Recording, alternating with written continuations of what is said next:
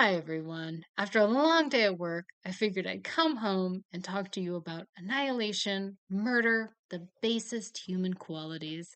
Here's an ode to destruction with Burning that came out in 2018, with The Golden Glove that came out in 2019. From the outset, admittedly, these two don't have a lot in common, but I think you'll find towards the end of this that one's just more of a classed up version than the other.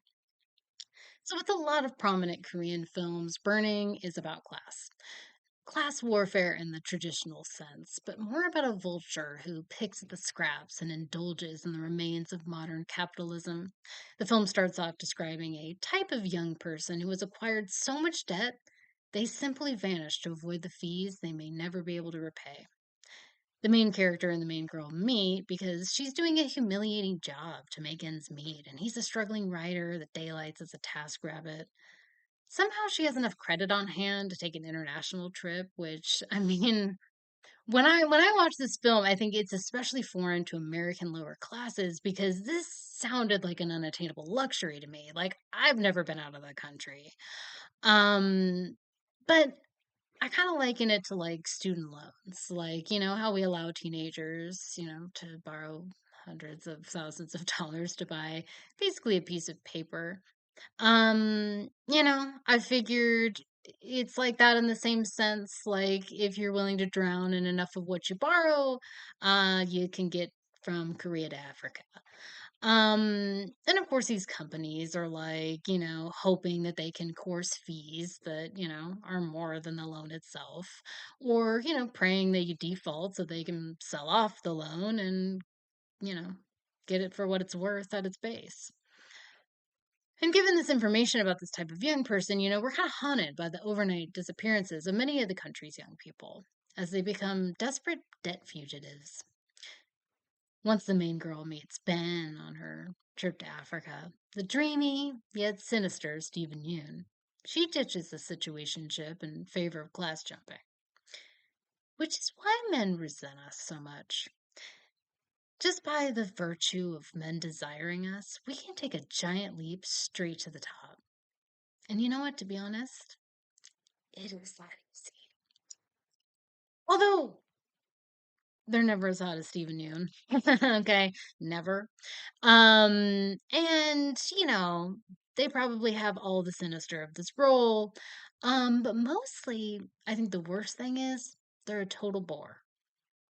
And it sucks because, like, every time, it's just like every time I get back out there and I'm like, all right, gonna date and all these guys come on to you and you're just like, shit, man, what am I doing? I could be in my Malibu house spending my rich aging husband's money on, financing films and watching films and buying films and getting books and reading books and doing things that are not generally gold digger shit.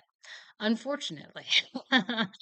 It's like, why don't I have that type of personality? And but what gets me about these guys is they love to spend way too much money on dumb shit. Like ugly clothes, dumb bags, jewelry, which I kind of find the whole idea of jewelry to be just too decadent. That's just me though, being a weirdo. And they'll splurge for like hair and nail appointments along with spa days, but these things mean either less than trash in the gutter to me or represent absolute torture. Um, so unfortunately it's just not for me. It's not the lifestyle for me. And I really do lament it's like there's where are the sugar daddies for the things I like, you know? Um just, I'm sorry to my old men. I love you, but I'm more goblin hole Barbie than beach house Barbie, unfortunately. But back to Stephen Yeun, though. He's hot. Of course, he's hot and a little evil, a lot evil. Um, which is actually find so fascinating with the film because now earmuffs if you don't want spoilers here.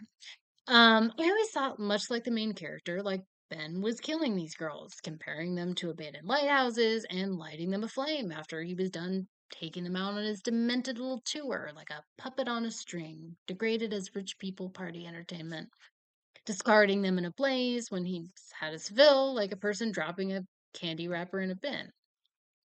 And some sick, twisted game of domination. Which, in all fairness, like when it comes to Stephen Yoon, like it's so hot. Like it does sound pretty hot. So it's like I don't blame a single one of these women. Like I'm right there with you. I'm in line. I'm on the train. I'm sitting next to the conductor. Like I don't blame a single one of you. I'd be falling for it too. Um, but you know what? I was actually shocked when I got Himbo's opinion of the film. And like, look, Himbo's I think a little too harsh for this time, but like, just go with the vibe. So the himbo says, like, what if we're supposed to just take the movie at face value?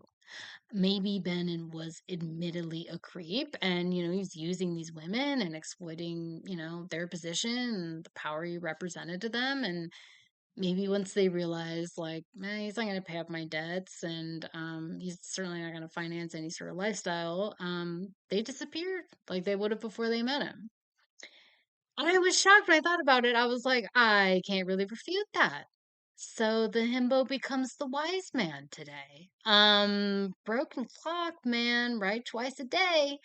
Um, but yeah, I was kind of blown away because I was like, man, maybe the greenhouse talk was simply supposed to be taken as is. Like he's lighting people's greenhouses on fire like a teenager knocking down mailboxes. Maybe this isn't some huge metaphor, and the main guy was just bitter and untrusting of a rich guy who could have whatever he wanted, including the gal he had eyes for. Maybe this thrust him into delusional paranoia.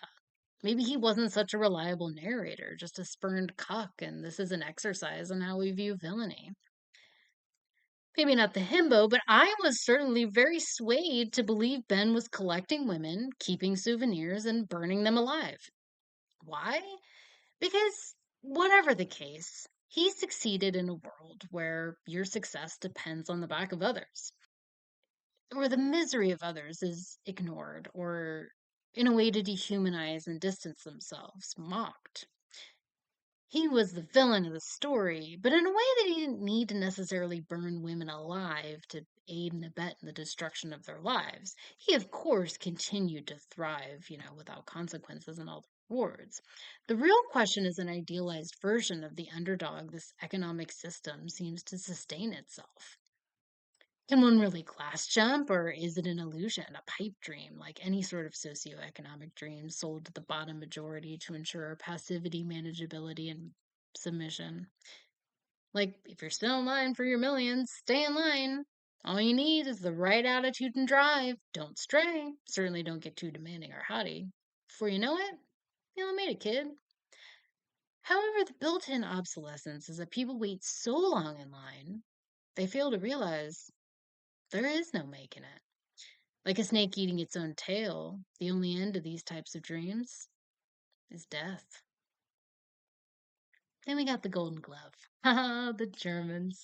I do love their men. I dated a German man once and still have flings with him from, when he comes into town from time to time. And yes, they are every last bit as disgusting and depraved as you've been told. It's true. It's a beautiful thing. Um, he can say like the most disturbing shit in like the most jovial manner. And it's really the dichotomy of a true freak.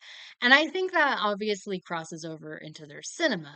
Certainly we got Herzog, who like kind of transcends this experience in ways, but deep down is the soaring ascension of German freakdom. The Golden Glove, however, is all kinds of debased. I asked my German man when this movie came out, like, do you know of this? And he was like, well, yes, of course. The book that this is based on is, celebrated. He had a signed copy. It seemed to be almost a rite of passage in Germany, especially in the surrounding towns around Hamburg, where the real serial killer terrorized. It's like this movie played megaplexes, and it was a hell of a time finding it here. It was like a year or two after it came out that I could actually get my hands on it. And what a delight it was. Well worth the effort. And I think my favorite thing about the serial killer story is that number one, the guy who plays the really fucked up looking killer is a male model.